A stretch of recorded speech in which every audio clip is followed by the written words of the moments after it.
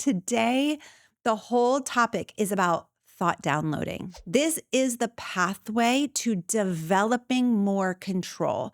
Wow, profound, Kristen Carter. All of these questions are amazing questions for you to ask your brain.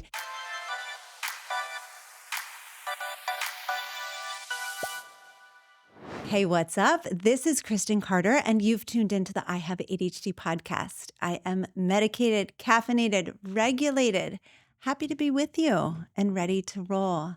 How are you? Are you just enjoying that it's June? Like, it is June. It is summer, officially summertime, the best season, in my opinion. Now, I know I have listeners in Australia. And to my Australian listeners, I know you're in winter and I'm sorry. I know you're in your winter and I'm sorry. But for the rest of us, we are enjoying summertime. My goodness. The sun is shining today. So let's talk about it. The sun is shining. The birds are chirping. The grass is green. The sky is blue. And I just could not be happier. My kids are out of school. I used to really hate when my kids would be out of school because I have 3 boys and I was extremely dysregulated and extremely unable to parent them without getting, angry all the time, frustrated all the time, feeling like I was losing control all of the time. But I've done a lot of work. I've done a lot of work in that department, and my kids are older. They're old. They don't even they don't interact with each other. They don't interact with me. It is not the same. When they were little, it was chaos. They were fighting. They were clamoring for my attention 24 hours a day, 7 days a week. And school was a break from that for me. So even though I was at work while they were at school, it felt like such a major break. And then they would get summertime and be like, oh my gosh, I cannot handle it. But now they're old. They're old. I have a 17-year-old, a 15-year-old, an 11-year-old. They're all doing their own thing. We're doing band camps. We're doing water polo. We're going to Texas for water polo. I mean, that's crazy. And then the little guy, he still feels so little, but he's just kind of the family mascot. He's just so fun and so easy. And it's so much better than it was. So if you are in the trenches with little kids in the summertime, my heart goes out to you. All of the solidarity, all of the support. And I just want to encourage you to gather up your ADHD scaffolding, whatever that looks like for you. Because when I had 3 tiny little kids during the summertime and I was untreated and I was unmedicated, I was unsupported, it was not easy. It was not easy. I was not a good, I don't want to say that. Was I not a good person? I mean, I was still a good, well-meaning person, but I did not have control. I didn't have control. I didn't have control of myself. I didn't have control of my emotions. I didn't have control of the words that came out of my mouth to my kids. Last week we did a Q&A session. I hope you guys enjoyed that. And one of the questions that I got that I wasn't able to answer was, what do you do with the regret of parenting and the way that you treated your kids at certain times? And this is one of the things that I think about a lot, because when I was not supporting my ADHD, it wasn't just about me. And I want you to think about that too. If you are not taking your ADHD seriously, it's not just about you. It's about the people in your life as well. And so, like I said, I didn't really have control of myself. I didn't have control of my actions or my words or my emotions or my attitude, and it wasn't cute. And so if that's you, I encourage you to get more support. And actually, our topic for today is going to be really helpful to you because it is so much about gaining control. And the whole point of evolving as a human is to be able to be self-directed, right? So I think the most frustrating aspect of having ADHD is just kind of feeling that out of control, feeling like your life is not in your own hands, feeling like you're not driving the bus, you don't have control of your destiny, that you're more controlled by like your emotions or your whims or your ideas or getting distracted by certain things. And that does not feel good. And today, the whole topic is about thought downloading, which sounds so nerdy and boring. How do I make that sound exciting? We're talking about thought downloading and it's going to be amazing. But like truly, this is the pathway to developing more control. And if I had this skill when I was a young mom, I think I would have had the capacity to understand that I needed more support. But I was just going through the motions without observing myself, without really understanding myself. And so I didn't have the capacity to understand. Okay, so today we're talking about thought downloading. And the reason why I'm doing this is because again, I recorded an episode back in 2019, in the dark ages of 2019, all about this topic. And one of the things that I'm going to do from time to time is revive some of these older episodes and update them for you now, because not everybody listens to all 316 episodes. I have a lot of brand new listeners, especially those of you on YouTube. What's up, YouTube? How you doing? You hit that subscribe button. Just hit it for me real quick. It'll take you 2 seconds. Hit that subscribe button. My goal is to get to 10,000 this summer, baby. These episodes are not on YouTube, so I am updating them and making them amazing. And I recorded this episode all about thought downloading. In my research for this episode, I went back and read the transcript of the old one. And my goodness, do I feel like a completely different person from the woman who recorded that episode 6 years ago. It's just such an interesting experience to have 6 years of documentation of weekly yapping, of yourself, like weekly yaps on this podcast, to go back and listen to how my life has changed, how my perspectives have changed, and how I've grown, even in my late 30s and early 40s. And this really goes to, or really speaks to, the idea of neuroplasticity, how it's never too late to make changes, how it's never too late to develop and evolve. I love that word, evolve. My sincere belief is that humans are meant to evolve throughout the entirety of their life, that we were never meant to stay stagnant, that we're never meant to stay the same. And one of the things that makes evolving so hard for someone with ADHD is the inability to think about our thinking, the inability to observe our thoughts. And so that's what we're talking about today. We're talking all about thought downloads and why they matter. So a thought download is essentially just writing out the sentences in your brain without editing yourself, without filtering, without making it pretty or cute. It's not journaling. I would say it's different than journaling. It's literally just like stream of consciousness writing whatever comes to your brain. And I've talked about brain dumps before. There's not really much of a difference. Brain dumping is like clearing the clutter out, getting everything out of your brain.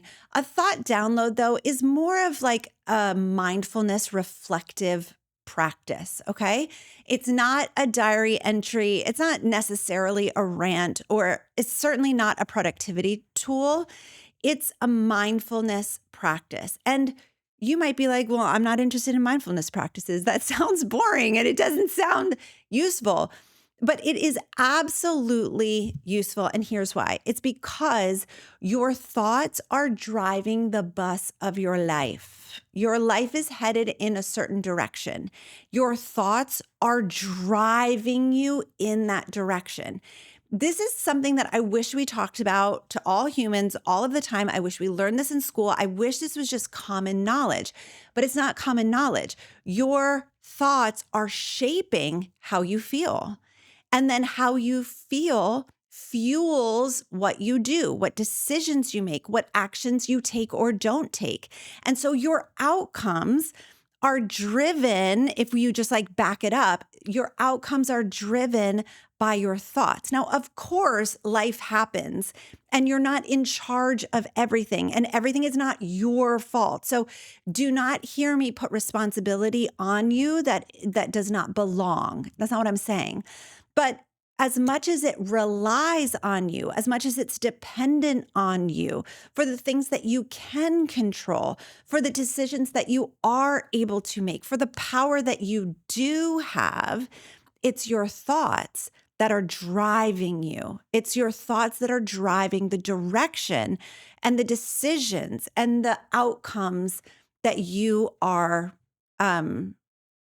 getting. Wow, profound, Kristen Carter. The outcomes that are happening, as much as it relies on you, as much as it's dependent on you, it's your thoughts that are driving that, okay? So why does that matter? Well, for the ADHDer, this is actually a little bit of a problem because so many of us are not even aware of our thoughts, right? So many of us. So if you're like, wait a second, you're saying that as much as it depends on me, like obviously stuff happens. Obviously you're not choosing your race, you're not choosing your gender, you're not choosing whether or not you were born into privilege or not. So I'm not talking about that kind of a thing. But as much as it does depend on you as a human, it's your thoughts that are moving you forward or keeping you stuck. The reason why that's a problem for an ADHDer is because we're not so good in the thought department. Many of us are not aware of the thoughts that we think. We have this deficiency called deficient verbal working memory. It's so nerdy. It's so nerdy. I just love talking about nerdy things. So we're going to nerd out for a little bit. So as someone with ADHD, your executive function skills, many of them are deficient. Your executive function is housed in your prefrontal cortex. And in your prefrontal cortex are all of these different skills that to some degree or another are going to be impaired. That includes working memory. There are two types of working memory, nonverbal working memory and verbal working memory. To some extent, varying degrees for different people, both of those are going to be deficient. Nonverbal working memory allows you to picture things in your mind's eye. Verbal working memory allows you to have an inner monologue. Many people with ADHD do not have an inner monologue. This part of our prefrontal cortex, which is, it's been seen on brain scans, is smaller than the prefrontal cortex of neurotypical humans. This part of the prefrontal cortex is deficient. And so that means that our verbal working memory, for many of us, not for everybody, but for many of us, is deficient. Okay, what does this mean? We don't have that internal monologue talking to us, directing us, keeping us on track. We're not able to recognize the thoughts that come into our head. It is estimated that we have about 60,000 thoughts a day. And actually, I've heard varying numbers. Like, who really knows? Who really knows? Why are we even projecting? I have no idea. But it is estimated that we have about 60,000 thoughts a day. So if we are completely unaware of the thoughts that we're having that are creating emotions in our body, that are driving action or inaction and giving us outcomes, and we're not aware of those thoughts, that means we're not actually in the driver's seat of our lives. And that's a problem. That's a problem. That's not what we want. And so I talked about evolvement and development and growth and neuroplasticity. And that is what we are leaning on here. We want to evolve as humans. As someone with ADHD, yes, get a diagnosis. Yes, get treated, medically treated for the disorder. Yes, find a therapist, find a coach.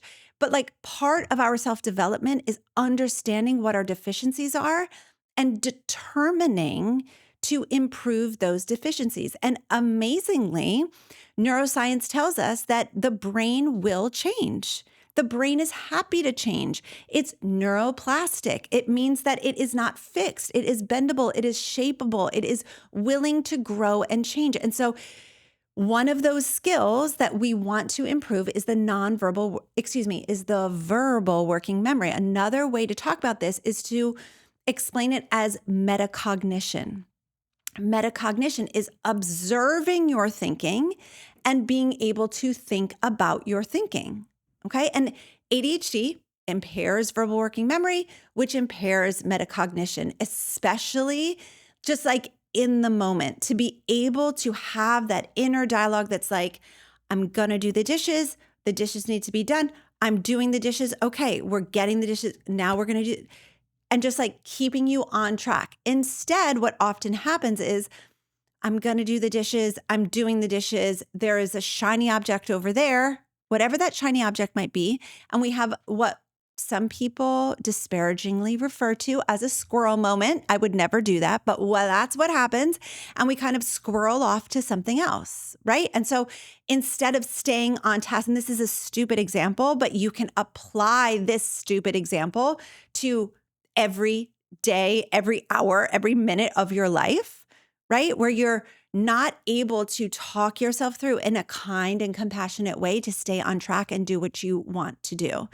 You're not able to think through the goals, the direction. You're not able to, this is paired with our nonverbal working memory, which is the ability to picture something in your mind's eye. And those two really work together. So we're talking to ourselves and also we're able to visualize what's coming next, or we're able to visualize where we want to go in life. We're able to visualize the pathway. I'm making all of these weird gestures. We're able to visualize it. Okay. And when those skills are impaired, when we're unaware of our thoughts, we are going to be excessively impulsive, distracted, emotionally reactive, and really completely unaware of what's driving it all. All right. And so many of us, to compensate for this, are what we love to affectionately refer to ourselves as external processors.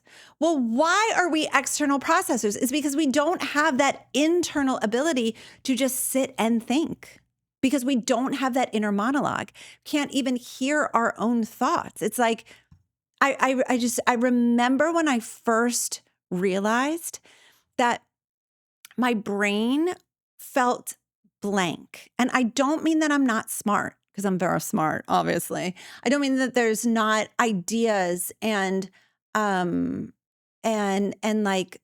so much what's the word? Ingenuity, intuition. Like there's so much inside of me. But when I were to actually just like sit down and think, it's just silence. Like, how do people do this? And I promise you that this is a skill that I developed through thought downloading. This is a completely free way to change your brain, completely free way to grow, to evolve, to self-develop. So again, I just want to circle back to the external processing. I used to only be able to process a feeling or a thought or an idea if I could talk about it. And this is one of the reasons why some of us with ADHD are excessive talkers, or we just chit chat, because we're actually just trying to get our thoughts and ideas and like process what's going on the inside, because the internal dialogue is either completely silent or unavailable, or maybe it's just like a little fuzzy or foggy. Okay, so the more that we develop, and I will say this is true for myself 100%, the more that I was able to develop my internal monologue, the less that I needed to yap externally, which is totally fine. I mean, you still hear me chit-chatting on this podcast constantly. I still have a lot to say, but I don't have to seek out, willing or unwilling participants for conversation for me to hash out every single idea, because I can do that on my own now. So I just want to encourage you that this can be improved, okay? Your ability to think, observe your thinking, think about your thinking. So it's metacognition. That can be improved. Again, I'm gonna reference neuroplasticity. I'm gonna reference the the scientific reality that your brain is willing to change from the cradle to the grave, that you can make improvements in this area. Okay. So just because it's deficient doesn't mean it's doomed. Can we all just join hands together, turn to your neighbor and say, just because it's deficient doesn't mean it's doomed. You can absolutely grow and evolve in this area. Okay, so a thought download is a really simple mindfulness tool that will improve your metacognition. All right, that is what it is. It's a simple mindfulness tool that will absolutely 100%, if you do it enough, if you are persistent, it will improve your metacognition. It will improve your verbal working memory. Okay. What it's going to do when you download your thoughts on I would love to say daily basis, but I'm not going to commit any ADHDer to do anything daily. Like we don't even eat on the daily. I'm not going to expect you to thought download on the daily. But if you do it a couple times a week, if you're just kind of persistent and when you remember to do it, you do it, it will help you to know what you're thinking, to observe your thoughts without judgment. It will help you to understand the source of your emotions. It will help you to understand why you're deciding to do things a certain way. It'll help you to understand why you're going in a certain direction. And let me be very clear. This is not about fixing your thoughts. It's not about changing your thoughts necessarily. Right now, all we care about is understanding. Because what I hear from y'all, and it makes no sense for someone from Pennsylvania to use the word y'all, but I'm still using it. What I hear from y'all is, I don't know why I'm stuck. I don't know why I'm procrastinating. I don't know why I can't just do it. I don't know why you fill in the blank. Listener, my dear, sweet listener, you fill in the blank. What is it for you that you say, I don't know why, whatever. And the whole purpose of thought downloads is to answer that question. Why? Why am I doing this? Why am I moving in this direction? Why can't I just do this?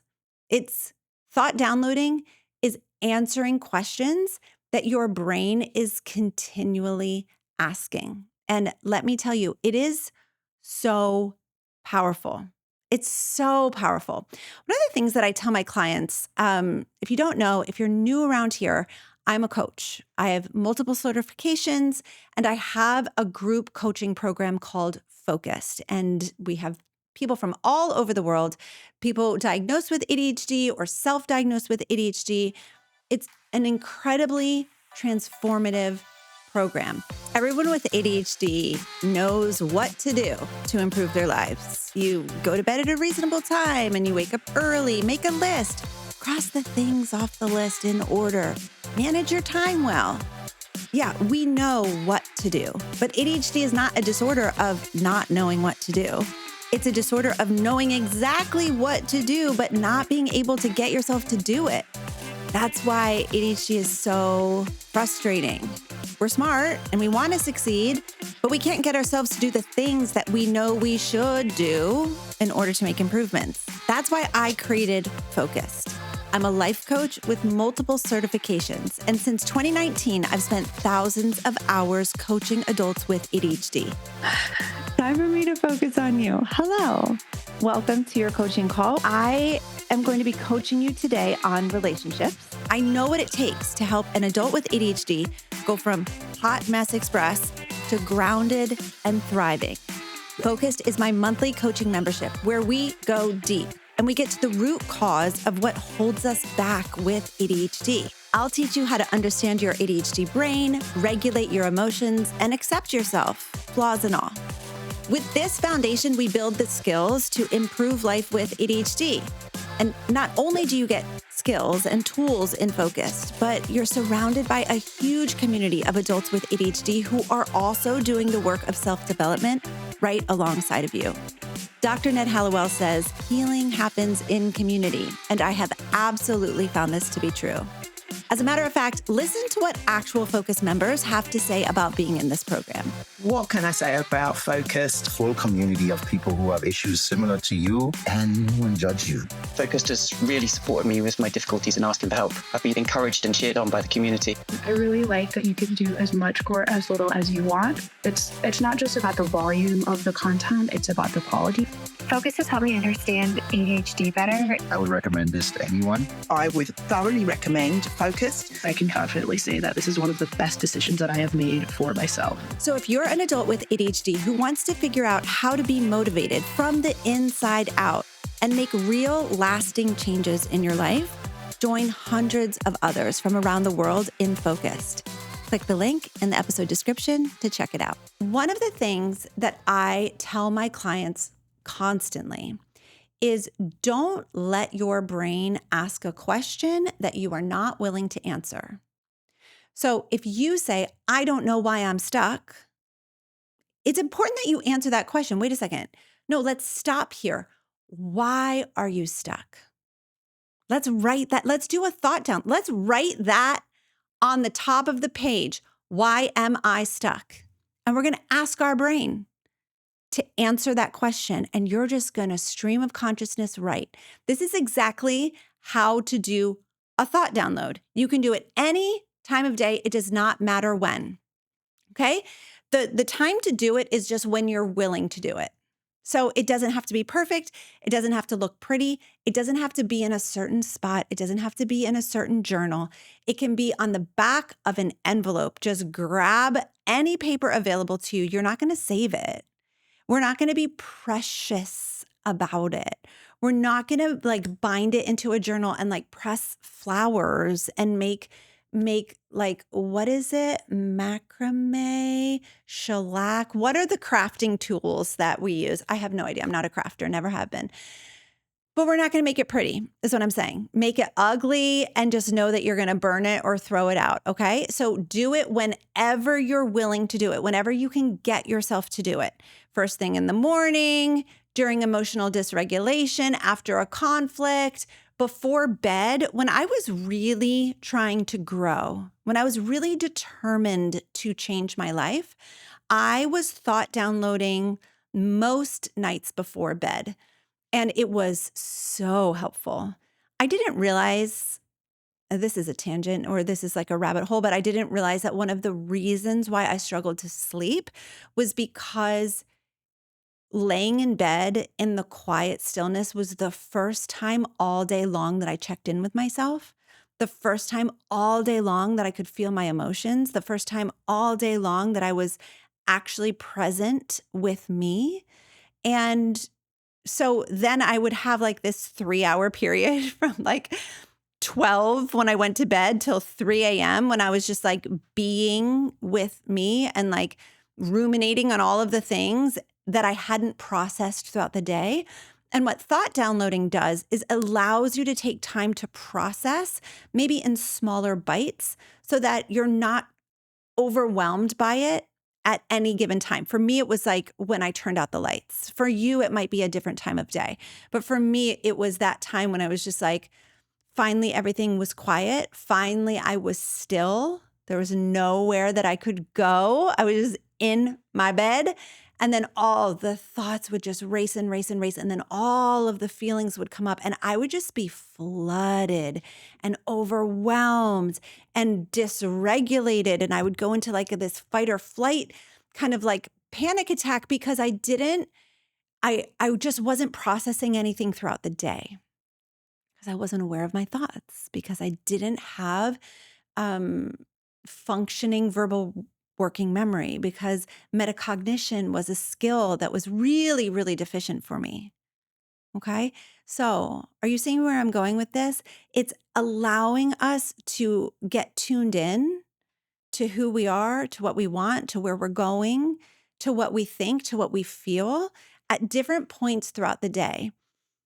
There were times where I was doing this many times a day. I actually did when I got really into it. And this is just, it's not a how do I say this? It's not a consistent part of my life anymore at all. But it was for a season. And I just want to offer that to you, that you don't have to think like, oh, great, now I have to do this for the rest of my life. Maybe it's a skill that will be available to you for the rest of your life. But if you want to go through a season of growth, this is the way to do it. Okay. This is the way to do it. And when I was in that season of growth, I would order on Amazon these notebooks, like grid notebooks. And I still have all of them. I should go through them, but I think that would be a little bit scary. Just so many thought downloads. I just needed a place to put them. And I would just process and process and process and process so many thoughts. Keep in mind, this coincided with me going to therapy. This coincided with me changing all of my relationships. This coincided with me completely revamping my familial relationships. And so like there was a lot going on for me, but if there's a lot going on for you, this is the way to process it. Okay. So here's how to start. If you feel like you're afraid that you're going to get stuck, or you're afraid that you're going to get overwhelmed, or you're afraid that you're just going to like take too much time, or you don't have much time, just set a timer for yourself. Just be like, okay, I'm just going to give 5 minutes. Just give it 5 minutes. And then choose a prompt, which I'm going to give you lots of prompt options. Okay. So just choose a prompt. So you set a timer for 5 minutes, choose a prompt, and then answer the prompt's question. Write down every sentence that your brain gives you and just ask yourself, what else? What else? What else you got? Why else? So a common prompt that I would give myself is like, why do I feel angry? Because at the time, and maybe you relate to this, at the time, I had no ability to connect my thoughts and my emotions. They were connected. My thoughts were creating emotions and driving actions, but I personally did not know how to connect them. I did not understand the connection between what I was feeling and what I was thinking. And so this is one of the main ways, and a completely free way that I developed it. This is without the help of a therapist, without the help of a coach. So I would write down, why am I feeling blah? Why do I hate my kid? I would ask my brain a question. Why am I angry? Why don't I want to do this? Why do I feel stuck? And then I would just answer it. I would answer the question. Why am I overwhelmed? And the stuff that would come out of my brain, I was like, oh my gosh, honey, no wonder why you're struggling. And this is what I want for you. I want you to be able to kind of just skim over what you wrote and notice everything that you're carrying. Notice everything that's going on in your brain. No wonder why you're struggling. Notice all of the people that you're trying to please. Notice how your relationships are feeling. Notice, just like begin to notice. Again, I'm going to say the word metacognition. It's observing your thinking, being able to think about your thinking. This is part of the developmental process that most of us ADHDers, we missed. We missed it. We got to learn it as adults. And that sucks, but that's our responsibility now. Now you've heard this, so it's your responsibility, right? So now you know better, so you're going to do better. So it might feel awkward. You might be worried about what will come up. And I will say that's a very normal experience for an ADHDer. I don't really want to look under the hood because I'm not sure what's going to be there, and I'm kind of scared. I don't know I don't know what's going to be there.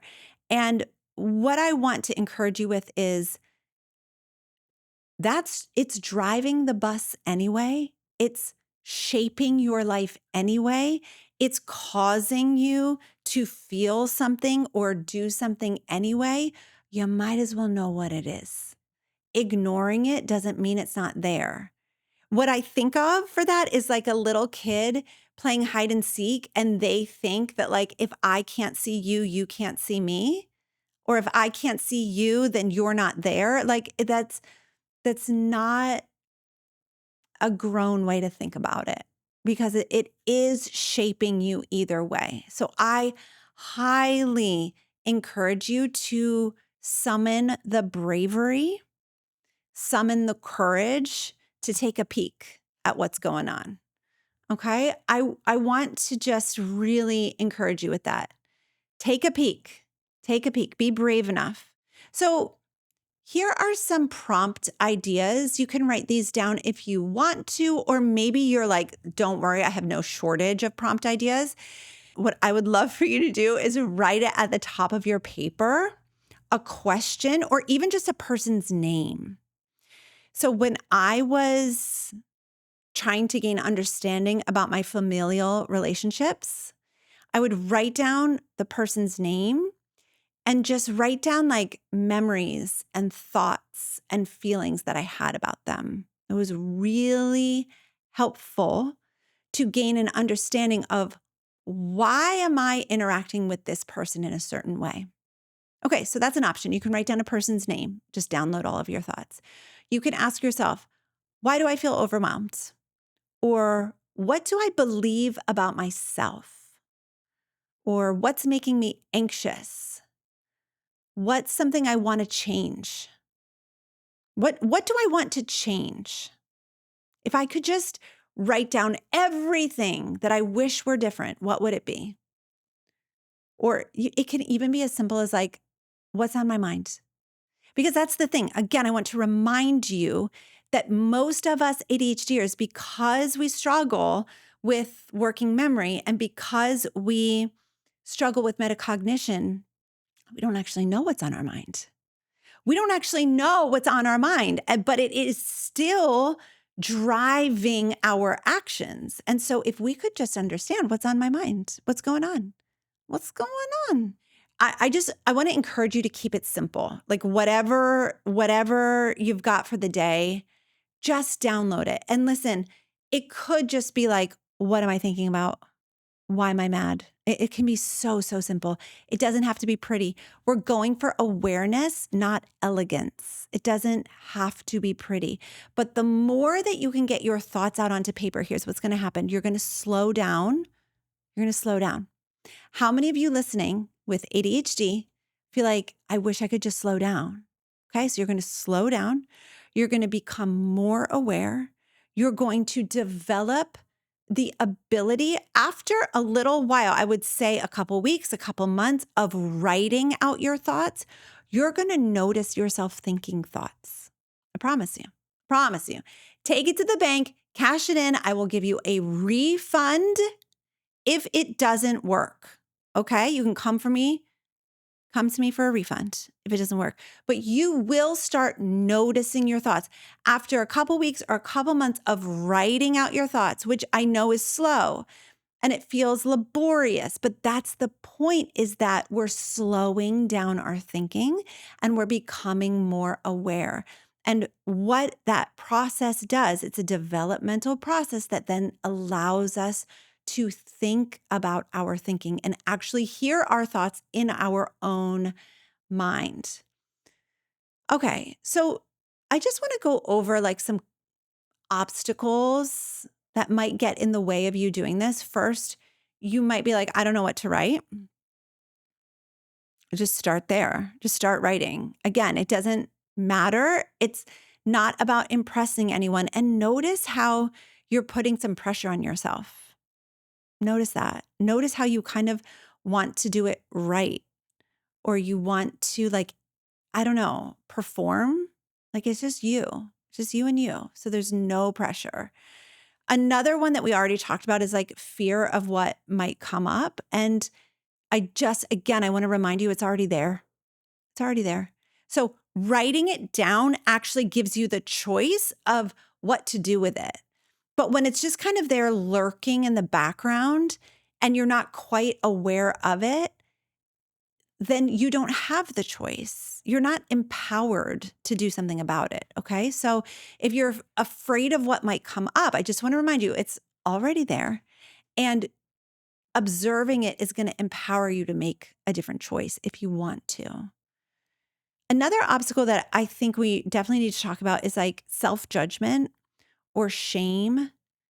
And I just have so much compassion for this. Like our inner critic is such a jerk, and I'm so sorry. And I just want to hug you and I want to squeeze you and just say, I'm so sorry if that is your experience. But even that is important to observe. And you could write about that. You could write about the self-judgment. You could notice, like, wow, I really notice that I'm being mean to myself. I'm not sure I want to keep talking to myself this way. I really am noticing that I'm critical. And do I want to choose to be different? Right. And you might also like notice perfectionism. I'm not doing it right. Oh, this is so messy. What I would notice is that my handwriting would change depending on even just on one piece of paper, but depending what I was writing about. And I thought that was so interesting. And at first I was like, why is my handwriting changing? Like it should be consistent throughout. And then I was realizing like, oh, depending on my feeling about the topic, my handwriting changes. That's wild. But I just want to remind you, like, you don't, even though perfectionism is pervasive with ADHDers, like you're not writing scripture, it's totally fine. Like you're dumping out the contents of your brain is not going to be cute. So don't try to make it precious, okay? This practice is going to change everything for you. If you're willing to commit to it, and by commit, listen, ADHDer, I mean commit in an extremely ADHD friendly way. You're not making yourself do it every day. You're just developing a willingness. You're setting a reminder on your phone. You're putting a little post-it on your bedside table. You're making it easy for yourself. So you're going to have paper and pen just available for you. And when the thought arises, you're like, oh yeah, I'll do that. I'm willing to do it. Just develop a willingness and a persistence. If you haven't done it in 3 weeks, don't shame spiral about that. Just be like, oh, I haven't done it in 3 weeks. I'll do it now. Okay, simple as that. Simple. I know it's not as simple as that. I would love for it to be as simple as that. But really try to notice how shame wants to pull you in a spiral and keep you stuck and self-sabotaging and just be like, no, I'm just going to write about it. I'm going to write about it. Okay. The awareness that you will develop, it will give you power. It will give you choice. Okay. You can't change your mind if you don't see what's in your mind. Hear it. You can't change your mind if you don't know what's in your mind. You can't change the direction of where you're going if you don't know what's driving it. Okay. So thought downloads are like a flashlight into the dark corners of what's actually behind all of the action, or hear me, inaction of your life. Okay. Because so many of you are frustrated with your own inaction. This is the beginning to self-development. I promise you. If you're like, Kristen, what's the number one thing that I can do to change? First of all, of course, diagnosis and treatment for ADHD. But once you are treated, there should be a level of tolerance and patience that you're able to maintain in order to sit down for 5 minutes and just get your thoughts onto paper. The more you do this, the more awareness that you're going to have and the more ability you will have to make empowered decisions that will shape the course of your life into something that you actually want. Like maybe what you write down today are, what are my goals? Where do I want to go? What do I want my life to look like? Thought download and start there. And then every day, or as much as you're able to do, ask yourself questions in that direction. What am I going to do today to move me toward that goal? What are the obstacles in my way of my goals? What is keeping me stuck? Why am I paralyzed? All of these questions are amazing questions for you to ask your brain, and it will give you answers, I promise you. Remember, the brain is willing to change from the cradle to the grave. This is the foundational concept of neuroplasticity, and it is what gives me hope for my future and hope for your future as well. I know that you will make progress in this area. All right. I can't wait to talk to you next week. I'll see you then. Bye.